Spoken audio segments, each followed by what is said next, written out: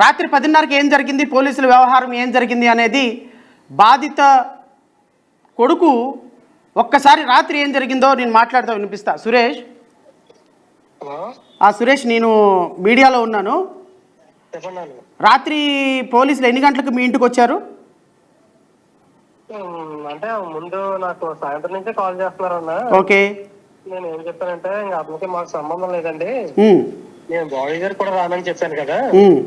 అది బాడీ గారికి అంటే అతను తీసుకెళ్లిపోయేటప్పుడు కూడా, అతను కొడుతున్నప్పుడు కూడా నాకు ఇంచుమించు ఒక 10 నుంచి 20 అడుగుల దూరంలోనే అతను కొట్టారు. ఇంకా అప్పుడే చచ్చిపోయాను, అంటే చంపేస్తున్నారేమో అనుకున్నాను. నేను అసలు కనీసం ఒక అడుగు కూడా నేను ముందుకెళ్ళాను. అప్పుడే నీ ముందే కొట్టేస్తున్నారు, బాగా నా ముందే కొట్టేయాలి. కానీ నేను వెళ్ళలేదు, ఎందుకంటే చేసిన పని తప్పు కాబట్టి నేను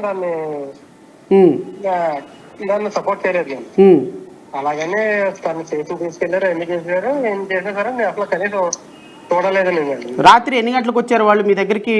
వచ్చి మీ నాన్నగారికి అరెస్ట్ చేస్తున్నావు అది చెప్పింది ఎన్ని గంటలకి? నాకు సాయంత్రం నుంచి ఫోన్ చేశారండి.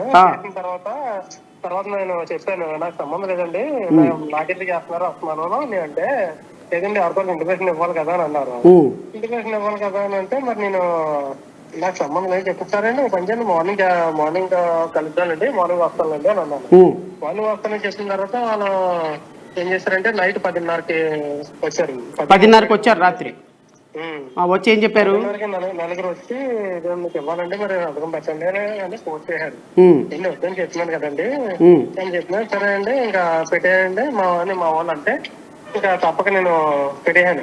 తప్పక మా మిస్సెస్ అంటే 10:30కి ఏం చెప్పారు పోలీసులు? అదండి ఇలాగా హాస్పిటల్ తీసుకెళ్తున్నామండి, హాస్పిటల్కి తీసుకెళ్తున్నామని చెప్పారు. హాస్పిటల్ తీసుకెళ్తున్నామని చెప్పాను. ఓకే. అప్పటికి చనిపోయాడని ఏం తెలీదు? నాకు తెలియదండి, అంటే మనిషి చనిపోయడం రూమర్ మాకు లేదు కదా అప్పుడు.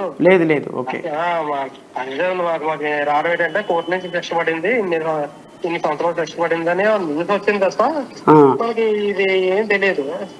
సరే శిక్ష వేసుకున్నారు, అది కూడా మేమేం పట్టించుకోలేదు. తర్వాత ఏంటంటే మార్నింగ్ నాకు 7:30 ప్లస్ టైం 8 ఆ టైంలో సిఐ గారు ఫోన్ చేశారు. ఫోన్ చేసి ఇలాగా మీ నాన్నగారు ఇలాగా మేము అదే తీసుకెళ్తున్నప్పుడు, హాస్పిటల్ తీసుకెళ్తున్నప్పుడు బాత్రూమ్ అని చెప్పి దిగేసి, అది దిగిన తర్వాత అక్కడ అలా చెరువులోకి దూకేశారు అని చెప్పారు. అదేటన్నా అలా దూకేస్తారు ఆయన, మరి ఏం జరిగింది ఏంటన్నదైతే నాకైతే తెలియదు పూర్తిగాను. అదే ఏం జరిగిందన్నా నాకు పూర్తిగా న్యాయం కావాలి, ఎలా చనిపోతారు ఆయన.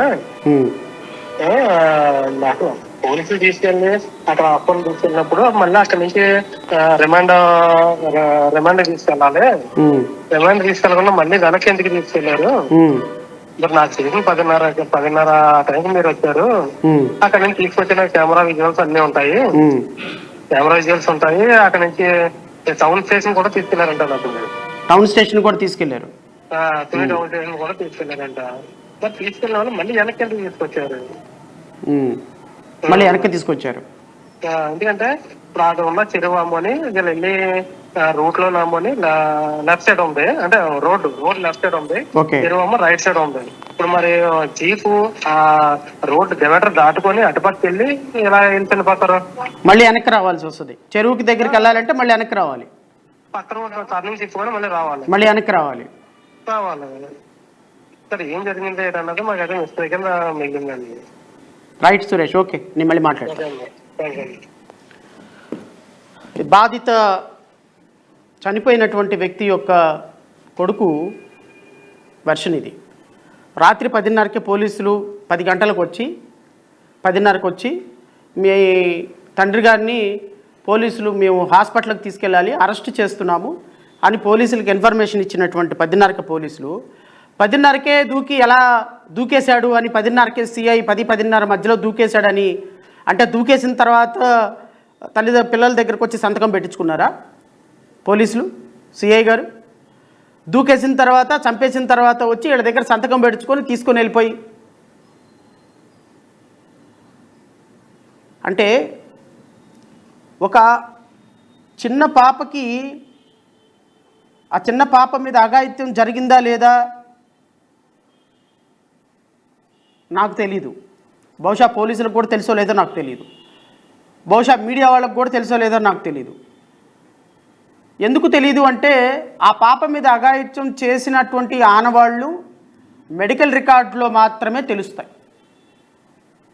ఎందుకంటే నేను చూసినంత మాత్రాన ఆ పాప మీద అఘాయిత్యం చేశాడు అని చెప్పలేను. ఎందుకంటే చట్టం ప్రకారం నిరూపించాలి అంటే medical evidence is primary evidence. నిజంగానే ఆ పాప మీద అఘాయిత్యం చేసి ఉంటే నాకు తెలిసి 4 నిమిషాలకు ఒక అఘాయిత్యం జరుగుతుంది ఆడపిల్లల మీద, చంపేయండి అందరినీ.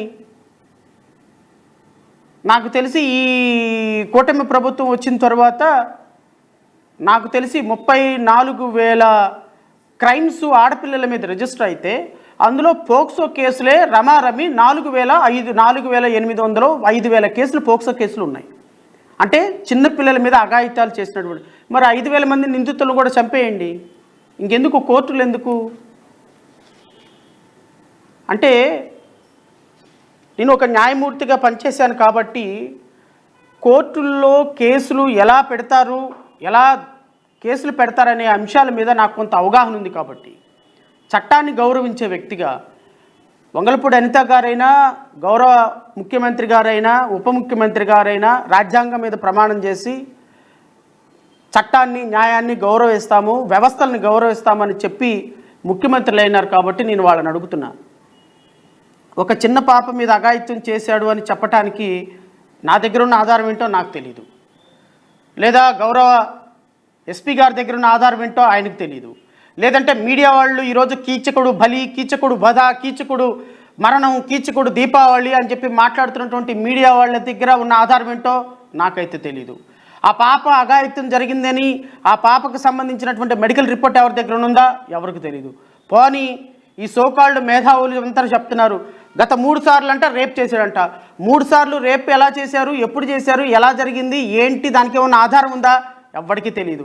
ఆ చూప్ గప్ చూప్ సంబారబుడ్డి అట్నుంచి వెళ్తున్నారు అంటే అట్నుంచి వెళ్తున్నారు. ఎవరు వెళ్తున్నారు?